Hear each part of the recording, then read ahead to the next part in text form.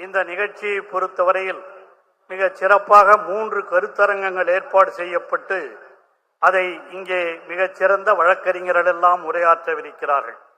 ஏன் டெல்லியிலே இருந்து கூட நம்முடைய வழக்கறிஞர் அன்பிற்குரிய ஐயா கபில் சிபல் அவர்களும் ஒய் குரேஷி அவர்களும் நம்முடைய இந்து ராம் அவர்களும் இங்கே வருகை புரிந்து ஒரே நாடு ஒரே தேர்தல் என்ற தலைப்பிலே உரையாற்றவிருக்கிறார்கள்.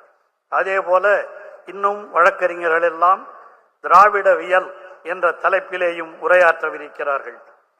இந்து மகாநதி என்ற மகாநாடு என்ற சபையிலே இங்கே வழக்கறிஞர்கள் உரையாற்றவிருக்கிறார்கள்.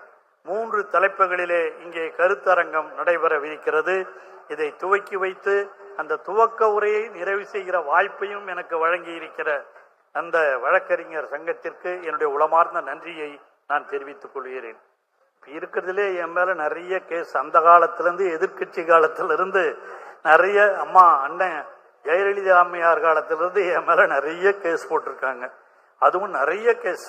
அதுவும் நான் குறிப்பாக அந்த அரிசி குடோனுக்குள்ள போய் வந்த அனுமதி இல்லாமல் சொல்லி என் மேல ஒரு கேஸ்.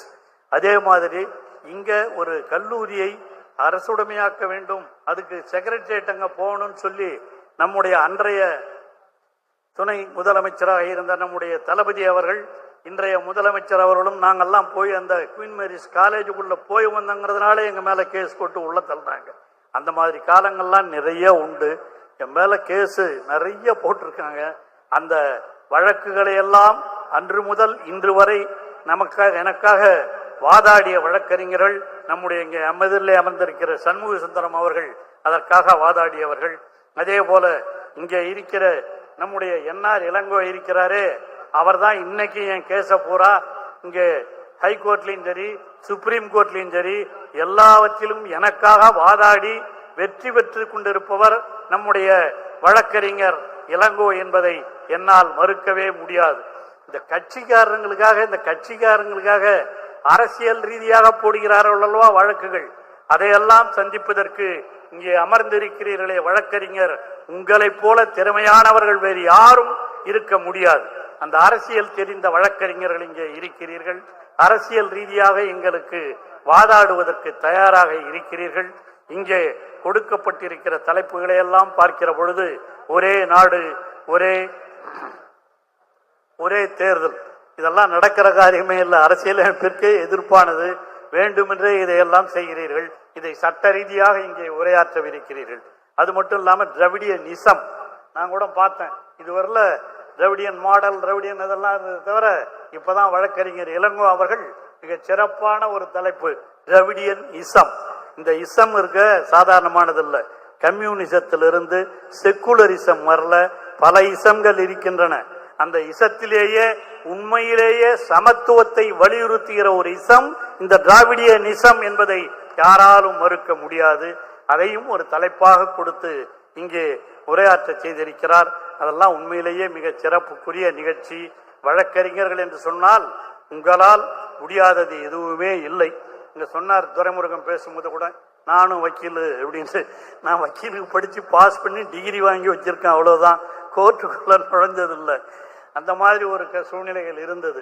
ஆனால் எனக்காக என்றும் வாதாடுகிற ஒரு வழக்கறிஞர் தான் இங்கே இருக்கிற நம்முடைய என்ஆர் இளங்கோ அவர்கள்.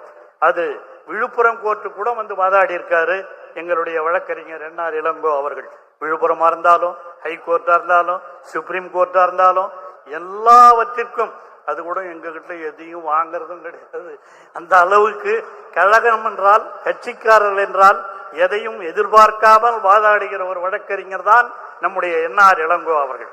அதனால்தான் இவ்வளவு சிறப்பாக இவ்வளவு பேர் வருகை புரிந்திருக்கிறீர்கள். எங்கள் விழுப்புரம் மாவட்டத்தை பொறுத்தவரையில் இங்கே நம்முடைய சுவை சுரேஷ் அவர்களும், அதே போல வழக்கறிஞர் ராஜா அவர்களும், அதே போல கோபிநாத் அவர்களும் இங்கே வருகை புரிந்து இந்த வழக்கறிஞர்களை எல்லாம் அவர்களெல்லாம் இங்கே வழிநடத்தி கொண்டிருக்கிறார்கள்.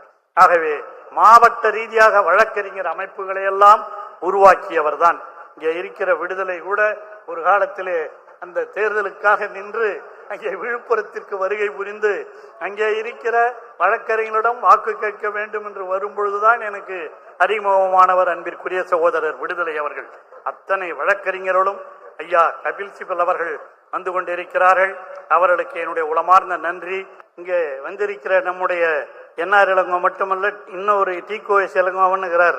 அவர் இந்த அறிவாலயத்துக்கு போயிட்டோம்னா அவரும் இங்கே இருக்கிற அண்ணன் ஆர்எஸ் பாரதி நான் சொன்னது மாதிரி இவர்களை போன்ற வழக்கறிஞர்கள் தான் எப்பொழுதும் ஒன்று திரண்டு நம்முடைய வழக்கறிஞர்களை எல்லாம் வழிநடத்தி செல்கிற ஆற்றல் மிக்க வழக்கறிஞர்களாக இருப்பவர்கள். இன்று கூட யாரோ ஒருத்தன் தந்தை பெரியாரை பற்றி என்னென்னமோ பேசக்கூடாததையெல்லாம் பேசிக் கொண்டிருக்கிற ஒருவர், அதற்கும் வழக்கறிஞர்களே நீங்கள் தான் அதை எதிர்த்து இப்ப எவ்வளோ கேஸ் போட்டிருக்காங்க.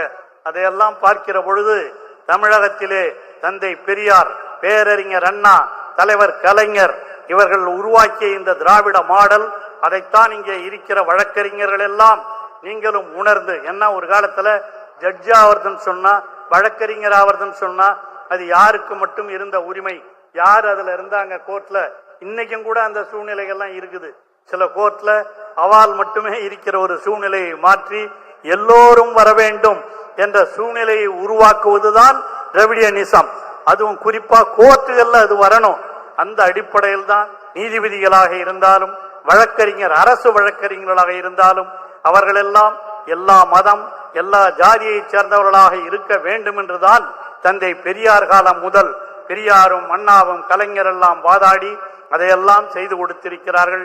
அந்த அடிப்படையில் தான் வழக்கறிஞர்களே, வழக்கறிஞர் சகோதரர்களே, நீங்கள் எல்லாம் ஒருங்கிணைந்து இந்த பணியை தொடர்ந்து செய்திட வேண்டும் என்று உங்களை எல்லாம் அன்போடு கேட்டுக்கொண்டு, இந்த அளவிற்கு வாய்ப்பளித்த என்னுடைய, உண்மையிலேயே என்னுடைய வழக்கறிஞர் அல்ல, என்னுடைய அன்பிற்குரிய தம்பி, எனக்கு எப்பொழுதும் உறுதுணையாக இருக்கிற நம்முடைய என்ஆர் இளங்கோ அவர்களுக்கு மீண்டும் ஒரு முறை என்னுடைய நன்றியை சொல்லி நிறைவு செய்கிறேன்.